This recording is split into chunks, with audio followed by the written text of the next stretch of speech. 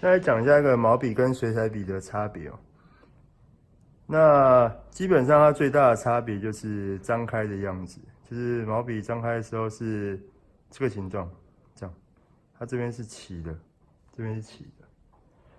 那水彩笔张开的时候，它是这个形状，它是圆的。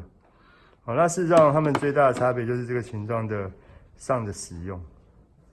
哦，比如说我们拿这个来用用看，因为毛笔可以压扁，所以它拥有圆笔跟扁笔的两种特性。所以圆笔就是它可以尖的嘛，尖就正常使用，正常状态。但因为它的通常毛笔它前面收尖会比较长，收尖比较长，所以它侧锋上它会比较容易有一个比较轻的飞白，因为它侧面这里它比较长，它有个比较轻的飞白，所以侧面小笔的时候蛮容易得到这种感觉。好，再就是它最大的特征，压扁，是它可以下这种笔触。就如果我们今天要画草啊、画树啊，它可以下这种笔调，或者说另外一个角度，我使用这个角度来刷。我刚才这样刷嘛，我现在这样刷，它可以有一些这种很轻的不一样的笔调。这边刷起来它会比较有线条，因为这是正面的。那这个侧面的时候，它就比较不会有线条，它会比较雾这样。那这个雾的最大的差别是在湿的里面，比如说我们现在打个水，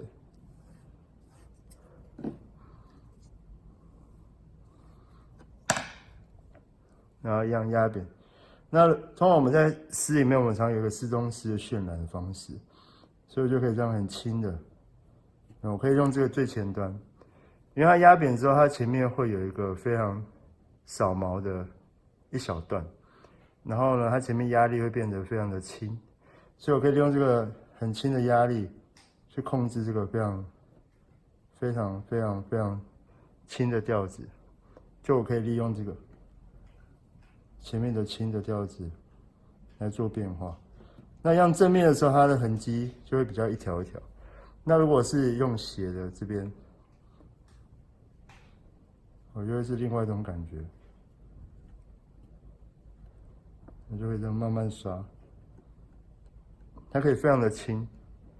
非常轻的去接触纸面，非常轻的去接触纸面。哦，然后它在点染上效果也蛮好的，这样非常轻。好，再来我们刚刚讲的，它可以拥有扁笔的功能，就是如果我今天想要一个色块，那我们一般水彩笔还要用斜的，那这个它就可以正的，比如说我就是压扁，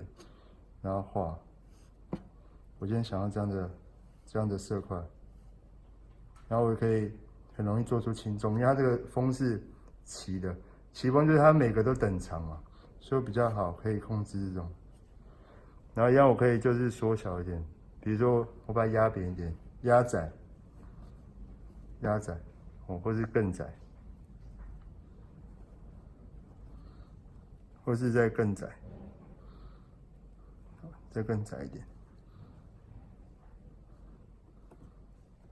这样，所以它可以控制这个宽度，用扁笔的这种笔刷功能，这样笔刷功能。好，那水彩笔呢？那水彩笔来说，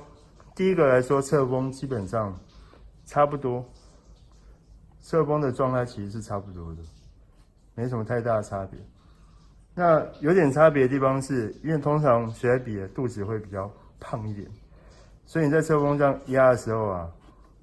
它前面比较会翘起来，就是会比较有翘起来的状况，这样，它肚子比较胖。然后这边短锋的侧锋就差不多，会差不多。再就是压扁，比较大的差别是压扁的地方。当我压扁的时候，毛笔呈现是齐的嘛？那它这压扁的时候，你发现，如果我今天要一个比较顺的平面的时候，它在哪里？它在侧面这里。所以如果我今天要刷成这种笔触的时候，我就会拿斜的。好，所以毛笔通常会拿直的比较多，这个我会拿斜的。所以我这样刷的时候，我就可以刷出这样子跟毛笔差不多的感觉，但是就是跟这种的，它比较不会有这种，因为它力道是斜的。它正面的时候，它只能画那么细，它压不下去，因为它压下去之后就会扁掉，它没办法像奇峰前面奇峰这样子松松的，它压下去之后，它就会直接进到笔尖的后端，因为它是圆的。所以如果我今天要薄的时候，我就会用侧的，角度上会选择侧的。所以我们可以看一下这边侧的是这样，然后正的话就会变得是比较，它比较会有这个挤满的，这边会比较满，它就不会像这个笔是那么松的。那湿的里面啊，你看，如果在水笔要用这种湿中湿的时候，一样就变一样，把笔压扁的情况为斜的轻轻的刷，